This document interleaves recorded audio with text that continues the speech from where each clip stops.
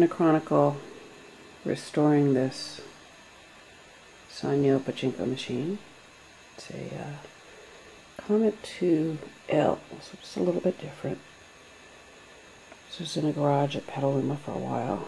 It's very dirty. Looking at the cell, there's a lot of damage here. So this is going to be very interesting trying to restore this cracked cell. I have some ideas. Thinking of layering some stuff to seal where I can, painting in between, maybe a little bit of filler, and then seeing about a clear coat over the top of that. Should be very interesting. The theme on this machine seems to be a baseball theme. There are 6 lower pockets, and in this upper one it looks like what happens is when one gets a ball into one of these pockets, it must shoot it out as if it's a pitch and come out, hit the glass or plastic. The back's in pretty bad shape too. Got a very cracked tray. Looks like it's missing 2 track covers. One in this area and one in this area. And this is a little unusual, this Comet. It has that baseball thing in the center, so the jackpot's moved over to the far left. Missing the plastic cover on the jackpot seesaw. Get a piece of acrylic for that. And let's see how else this differs from a regular Comet 2. I'll start with a quick vacuum to get the major cobwebs and dirt, and then I'll go on to a Windex or 409 wipe with a paper towel, since it's going to be so dirty. This has a sheet of acrylic in the front. I'll wash that and see if it's still salvageable. It's really dirty, hard to tell. Wash that in the sink. We don't want to scratch it any more than it's already scratched. This machine came with one metal foot. I think these were the stock ones from Japan to temporarily hold the machines up. It's a little wobbly. I'm going to just add one extra piece of wood here I have left over from another pachinko machine that was shipped. Make sure we're stable. You don't want the pachinko for machine falling over on top of you. This has happened. It's very top heavy. I have been painstakingly sticking little pieces of this shellac layer back down with an all-purpose adhesive. I'm just trying to get the edges to sit a little flatter so that when I try to do my clear coat, my painting in clear coat, it won't be so bumpy. We shall see. This is definitely an experiment.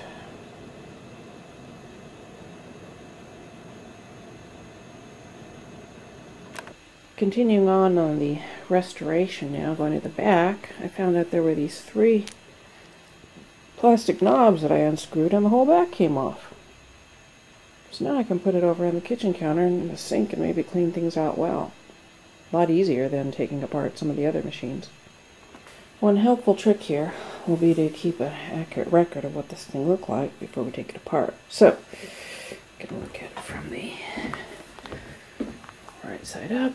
We have that ball thing in the left upper quadrant, levers, electrical, chute that comes down, a couple levers there, cover, big cover in the middle, jackpot assembly, rocker arm. Let us hope that we can get this back together. Given that this is kind of a practice machine and I want to try some new things, I'm going to try the dishwasher trick. So here's the tray before, and we'll get an after shot in a few hours. Making progress here, and got lots of pieces in the dishwasher. And we have this piece with the bell. I thought I should probably wash this bell in the dishwasher. Might rust. Okay. Bell's out. Another top shelf item. Couldn't take that one strut because it's riveted in. Now we're down to mostly mechanisms. I think probably getting close to stopping here. We'll see. Since I would rather not have to reassemble all these little geary lever things, I am going to wash all this by hand with 409. The rest, however, is going to run through the dishwasher. Just took the wiring harness off. I don't want to run that one switch through the dishwasher. I'm thinking of putting this whole piece in the dishwasher now. I'm daring. This piece right here is a real nice example of why to use the dishwasher. That just would have been so hard to clean. Okay, that was quite the squish. This one piece I threw in all partially assembled. Here we go. We're going to run the dishwasher. Good luck. Parts. Here's how the face is looking today. It'll be interesting. I think with the blue background I'll put in a little blue, little cloud kind of action. And we'll see.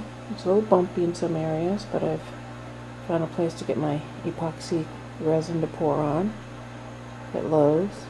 Get some acrylics at Michael's. Looking at the back, we're all the way down to the wood. Back of that center mechanism. Metal rails. Direct the balls. Looks good. I didn't take that one plastic piece off at the bottom, but it's stapled. Unloading the dishwasher here, and she did pretty well. This pan here had a bit of dirt under it because I think the other piece was in its way, but I did a little hand scrubbing. Much better.